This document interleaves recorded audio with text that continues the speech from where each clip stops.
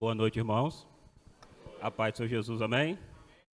Convido você a abrir a sua Bíblia no Evangelho de Marcos. Podemos assentar, amém? Sentar. Evangelho de Marcos, capítulo 5.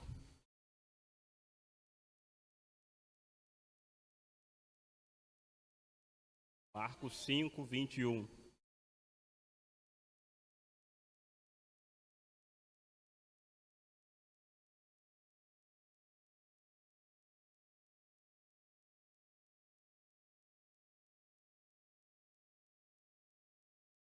Diz assim a palavra do Senhor. E passando Jesus outra vez num barco para o outro lado, ajuntou-se a ele uma grande multidão, e ele estava junto do mar. E eis que chegou um dos principais da sinagoga, por nome Jairo, e vendo-o, prostou-se aos seus pés, e rogava-lhe muito, dizendo: minha filha está moribunda, rogo-te que venhas e lhe imponha as mãos, para que sare e viva. E foi com ele, e seguia uma grande multidão que o apertava. E certa mulher, que havia 12 anos tinha um fluxo de sangue, e que havia padecido com muitos médicos, e despindo-se de tudo quanto tinha, nada lhe aproveitando isso, antes indo a pior, ouvindo falar de Jesus, veio por detrás entre a multidão e tocou na vestimenta, porque dizia: se tão somente tocar nas suas vestes, eu sararei. Versículo 35. Estando ele ainda falando, chegaram alguns dos principais da sinagoga, a quem disseram: a tua filha está morta. Para que enfadas mais o mestre? E Jesus, tendo ouvido essas palavras, disse ao principal da sinagoga: não temas, crê somente. E não permitiu que a ninguém o seguisse, a não ser Pedro e Tiago e João, irmão de Tiago. E tendo chegado à casa do principal da sinagoga, viu o alvoroço e os que choravam muito e pranteavam. E entrando, disse-lhes: por que alvoroçais e chorais? A menina não está morta, mas dorme. E riram-se dele. Porém, ele, tendo-os feito sair, tomou consigo o pai e a mãe da menina e os que com ele estavam, e entrou aonde a menina estava deitada. E tomando a mão da menina, disse-lhe: Talita cumi, que traduzido é: menina, a ti te digo, levanta-te. E logo a menina se levantou e andava, pois já tinha 12 anos. E assombraram-se com grande espanto, e mandou-lhes expressamente que ninguém o soubesse, e disse-lhe que dessem de comer. Amém? Amados, nessa noite eu quero falar sobre evidências de um milagre. Amém? Nós estamos numa série sobre as ministrações, sobre os milagres de Jesus. E quando o pastor falou comigo para me ministrar, o primeiro texto que veio ao meu coração foi esse, a respeito de Jairo e da mulher de fluxo de sangue. Eu meditando, irmãos, nesse texto, eu comecei a observar algumas coisas que muitas das vezes passam, desapercebidos, que passam, abatido, e nós não nos damos conta. Eu percebi que no ambiente do milagre existem 3 tipos de pessoas que nós devemos observar. Número 1, aqui nessa história, o intercessor. Quem é o intercessor? É aquele que clama por alguém ou por algo, no caso Jairo. Ponto 2, segunda pessoa, o intercedido, o acudido, o mediado, o rogado, o solicitado, o suplicado, aquele que estão pedindo por ele. Ponto 3, terceira pessoa, os espectadores, aqueles que observam, que testemunham os fatos. Então, se você observar o texto que nós lemos, existem esses 3 tipos de pessoas: os intercessores, o intercessor, no caso Jairo, o intercedido, que no caso é a menina, e os espectadores.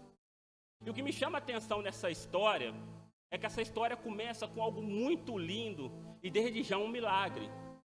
Porque o texto ele é muito claro ao dizer no versículo 22: e eis que chegou um dos principais da sinagoga, por nome Jairo, e vendo, prostou-se aos seus pés. Se você analisar esse texto, e contextualizar na cultura daquele tempo, esse texto já começa com a obra de salvação. Por que, Eduardo? Por que esse texto começa com a obra de salvação? Porque se você, meu amado, observar, os judeus, eles não se prostram diante de ninguém.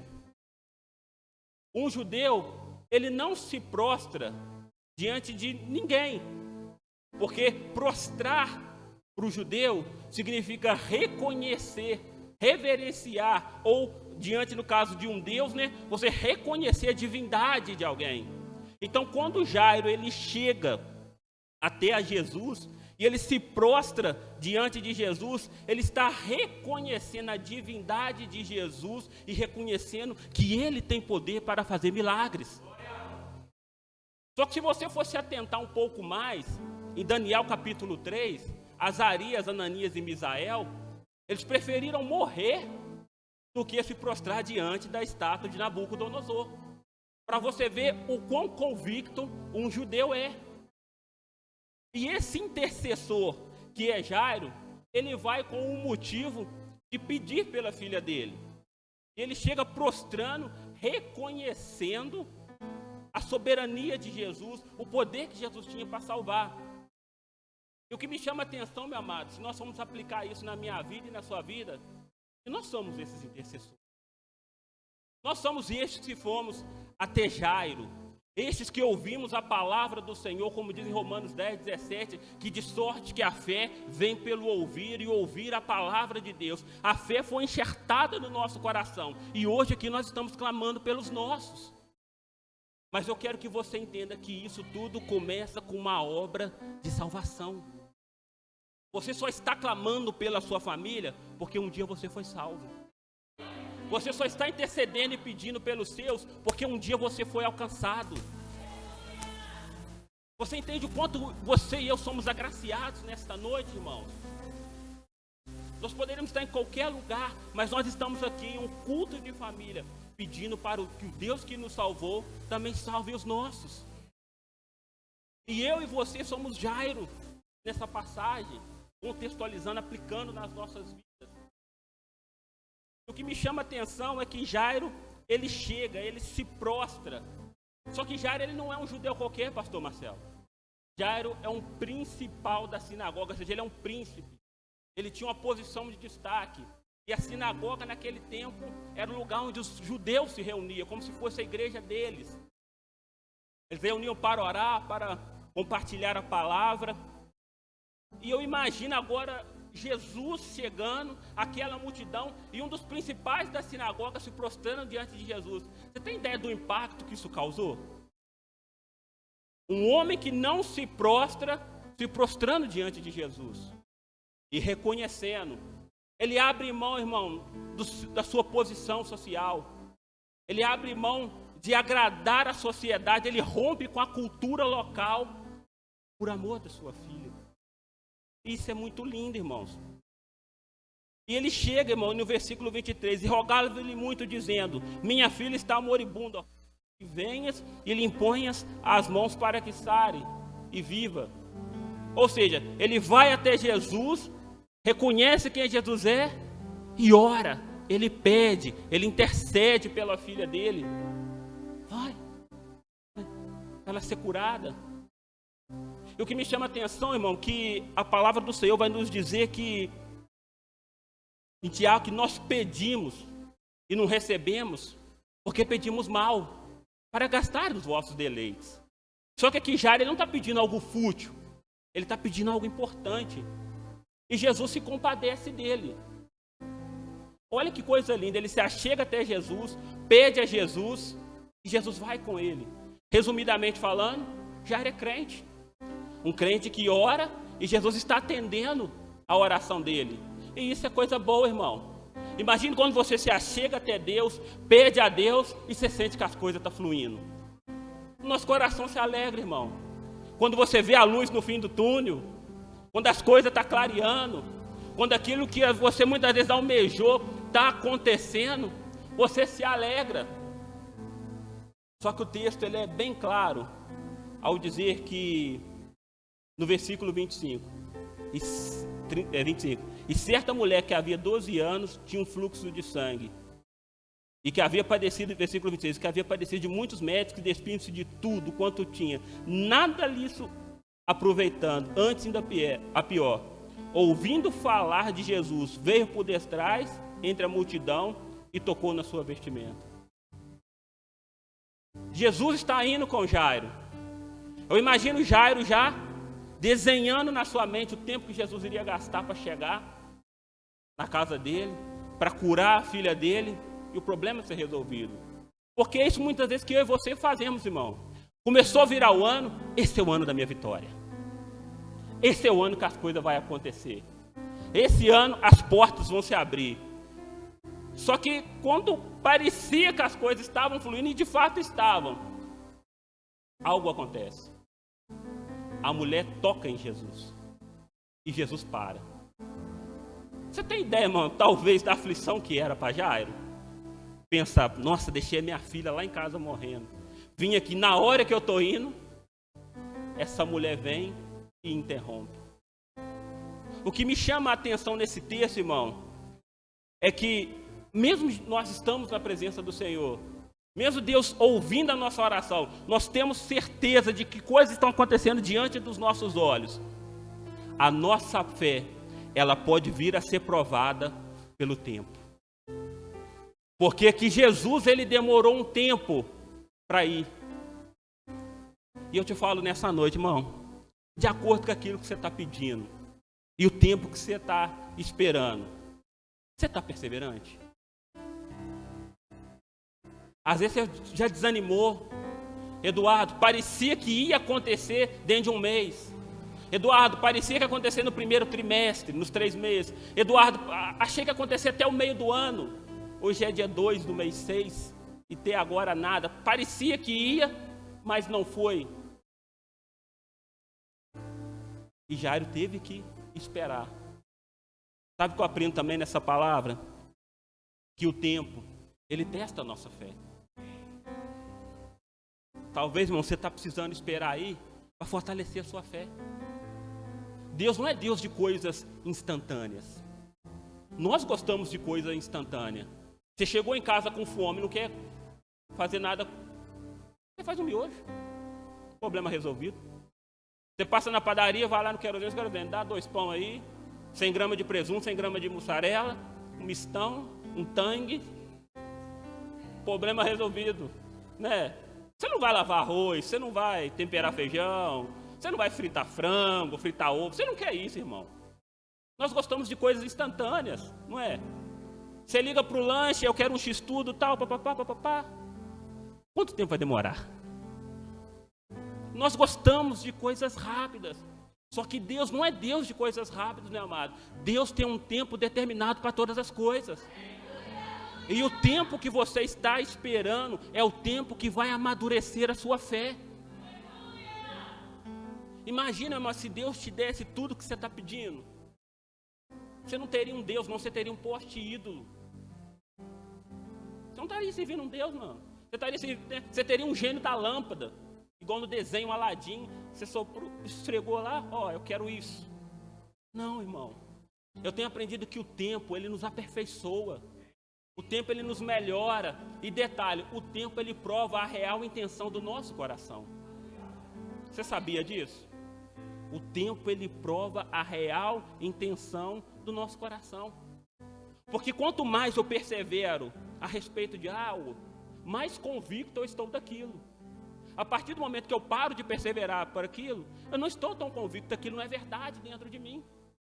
Talvez você começou o ano em janeiro orando por uma coisa, nós estamos no mês 6, você já está orando por outra, sua vida já está tomando outra direção.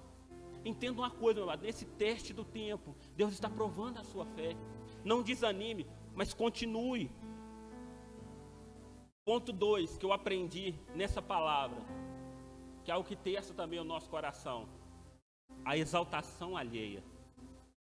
Você sabia que a exaltação alheia na vida do próximo, ela testa o nosso coração e a nossa fé?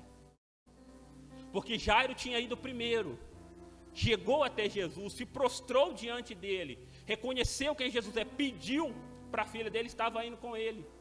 Só que no meio do caminho tinha uma mulher que também estava necessitada. E Jesus para atender aquela mulher. Só que se você for fazer uma pequena comparação da vida de Jairo com a vida da mulher, Jairo tinha uma filha de aproximadamente 12 anos. E a mulher estava padecendo aproximadamente 12 anos. Jairo, 12 anos se alegrando. E a mulher, 12 anos padecendo. E Jesus para atender aquela mulher. Imagina Jairo parado, olhando Jesus curar aquela mulher, pensando: ô mulher, tanto dia pra você, logo na minha vez. Não é assim, irmão? Não sei você, quando eu vou na lotérica, às vezes, né, é preferencial, eu respeito isso. Às vezes eu estou na correria, um vem, opa, preferencial. Eu pensei: nossa, logo na minha vez. Podia ser com o outro, não. E aquela mulher entra. Jesus atende ela toca com o que ela dizia: tão somente se eu tocar, serei curado. E eu preciso te fazer essa pergunta, porque eu fiquei com esse questionamento no meu coração. O Espírito Santo falando comigo, ministrando no meu coração. Aquilo que tanto você pede a Deus, irmão, você vê acontecer nas vidas das pessoas, isso vai te alegrar ou vai te entristecer? Você ora pedindo uma casa, você não conseguiu ainda nada, e essa pessoa já conseguiu. Está querendo casar e nada, e um vem namora, outro desnamora, outro namora de novo, outro noivo, outro casa, outro tem filho, e outro tem mais filho. Isso alegra ou isso entristece o seu coração? Como fica, irmão?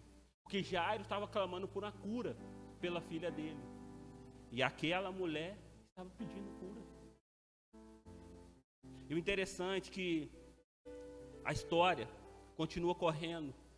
E Jesus cura aquela mulher, ele ministra a salvação sobre a vida daquela mulher, ele diz: vai, a tua fé te salvou, ser livre deste mal. E no versículo 35, estando ele ainda falando, chegaram alguns da principal da sinagoga, a quem disseram-lhe: a tua filha está morta, para quem fazes mais o mestre? Irmão, imagina a frustração que esse homem deve ter ficado. Estava pedindo, ele deve pensar: poxa, Jesus vacilou comigo. Cheguei primeiro, estou orando, não é de hoje. Você já viu que às vezes esse sentimento vem no nosso coração? Poxa, Deus está vacilando comigo, cara. Estou pedindo tão direitinho, né, Vinícius? Estou sendo tão sincero, estou sendo tão verdadeiro. Por que ele não me atende? Será que é por causa disso? A gente começa a especular. Só que eu aprendi uma coisa, irmão. Tem coisas que de fato morrem na nossa vida. Tem coisas que morrem. Projetos, né, planos. Só que eu aprendo uma coisa: aquilo que Deus permite morrer, Ele também tem o poder de dar a vida. E eu quero que você entenda isso nessa noite.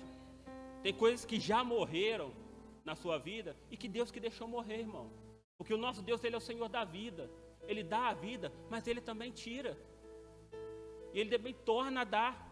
E nós precisamos entender aquilo que Ele está fazendo. Porque Jesus prova o coração de Jairo no tempo, na exaltação alheia, e agora Jesus vai trazer algo a mais para a vida de Jairo, que eu tiro para a minha vida e para a sua vida, irmão. Jesus vai dizer no versículo 36, Jesus, tendo ouvido essas palavras, disse ao principal da sinagoga: não temas, crê somente. Jesus está ensinando para Jairo que ele vive da fé e não pela vista. É isso que Deus quer te ensinar, irmão. Você não vive, irmão, pela vista, por aquilo que está diante dos seus olhos. Você vive pela fé. É por você confiar no Senhor que as coisas acontecem, que é Ele quem faz. Às vezes nós precisamos de nós gostamos de todo um cenário, onde as pessoas vão dar 2 tapas no nosso ombro, vai, porque Deus é contigo. E às vezes não é assim não, irmão. Às vezes é só você e Deus. E Deus é que permitiu morrer. Mas Jesus estava ali para executar algo. E Jesus disse no versículo 36, crê somente. E às vezes, mas é isso que Deus faz conosco. Ele nos ensina a crer somente. Ele tira os nossos amuletos. Você já viu os amuletos que a gente tem? Se der errado, eu vou lá e falo com o Josimar. Se der errado, eu vou lá e falo com aquele vereador que eu votei nele. Se der errado, eu vou lá e falo com o prefeito. Se der errado, eu vou lá e falo com aquele irmão que é empresário. Se der errado, eu vou falar com aquela pessoa que é lá do Rio, que eu tenho um conchavo com ela. Às vezes, meu amado, Deus tira todos os seus amuletos, tudo aquilo que você se apoia, para você aprender a depender dele. Entenda que em todas essas circunstâncias, Deus está te fazendo dependente dele. Deus quer que você tenha conhecimento dele. E às vezes nós estamos apoiados em coisas, em pessoas, em esquemas. Vai ser assim, vai ser assado. E às vezes Deus quebra todo o nosso esquema, meu amado, só para mostrar que ele é Deus nas nossas vidas.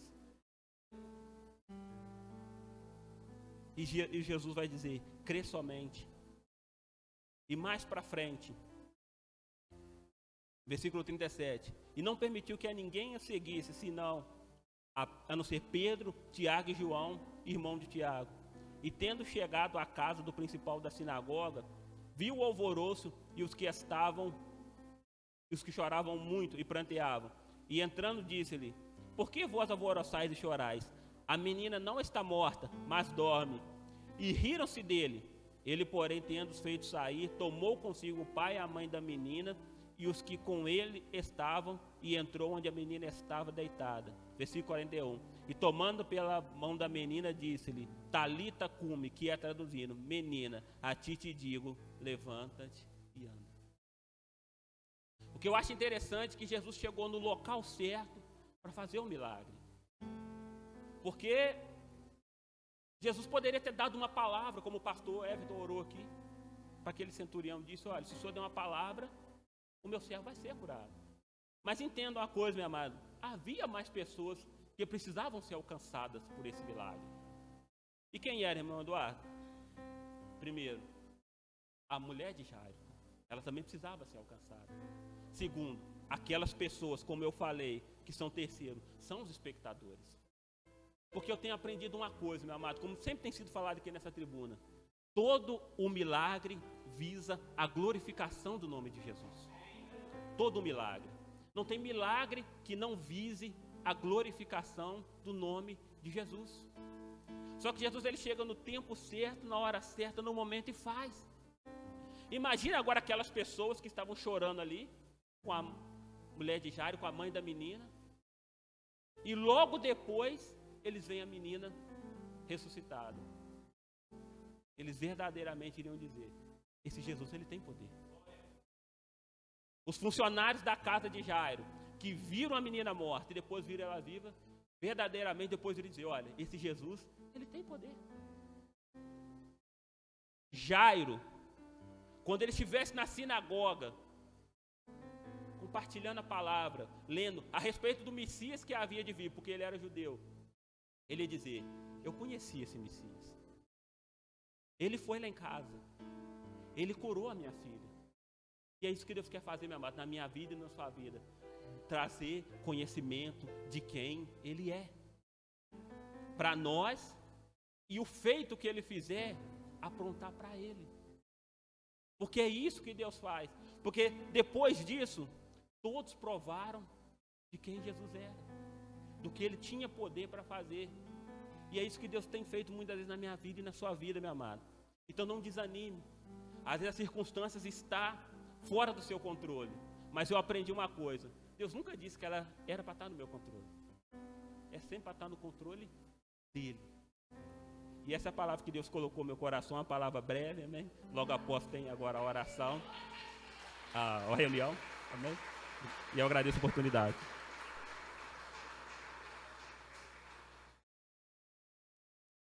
Amém, irmãos. Quantos foram abençoados com essa palavra? Você pode ficar de pé no seu lugar, nós vamos orar. Aleluia. Deus é bom e a sua misericórdia dura para sempre. Pai, muito obrigado, Senhor, pela palavra do Senhor em nossos corações. Obrigado, Senhor, porque a tua palavra, ela tem poder de mudar o curso das nossas vidas. E nós sabemos que o Senhor não perde o controle de nada. Há poder no nome de Jesus. Há poder no sangue de Jesus. E a nossa oração nesse dia é que o Senhor venha, Senhor, conosco, assim como Jairo implorou. Vem, Senhor, na minha casa, impõe as mãos sobre a minha filha e ela ficará curada. A minha oração, Senhor, é pedindo ao Senhor que em nome de Jesus possa alcançar o nosso coração, possa alcançar a nossa vida e glorificar o Teu nome. Obrigado por essa noite, obrigado, Senhor, por essa oportunidade. É essa oração que fazemos a Ti, em nome de Jesus. Receba o seu milagre, irmão. Jesus está fazendo um milagre. Amém? Você crê? Em nome de Jesus. Irmãos, nós vamos encerrar o culto. Eu vou pedir para liberar a cantina só depois da reunião, tá? E os irmãos que quiserem ficar, podem ficar. É um assunto de extrema importância que visa a igreja, mas também visa toda a população, e nós contamos com vocês. Amém? Deixa eu dar a bênção, que o grande amor de Deus Pai, a graça salvadora de nosso Senhor e Salvador Jesus Cristo, a doce comunhão e consolação do Espírito Santo de Deus, seja com todos vocês, com todo o povo espalhado na face da terra, e a igreja diz: Deus abençoe. Está encerrado em nome de Jesus.